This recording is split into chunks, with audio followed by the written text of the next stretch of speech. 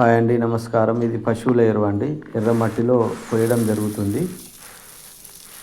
ఎందుకంటే ఇది మనకు ఎరువులాగా పనిచేస్తుంది. ఈ విధంగా మిక్స్ చేసుకోవాలి ఎరువును.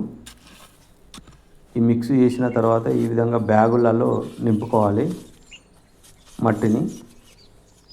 ఇట్లా నింపిన బ్యాగులను ఈ విధంగా పెట్టాలి. చూడండి, దాదాపుగా 20 బ్యాగులు నింపడం జరిగింది. ఈ బ్యాగులలో ఈ విధంగా సీడ్స్ పెట్టడం జరుగుతుంది. వాటిని మునగ ఇత్తులు అంటారు. చాలా విలువైన విత్తనాలు. PKM1 రకం. ఈ విధంగా పెట్టిన తర్వాత వాటర్ పోయాలి.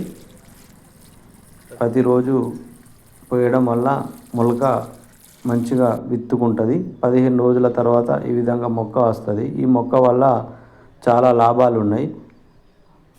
దాదాపుగా అనేక రోగాలకు ఈ మొక్క పనిచేస్తుంది.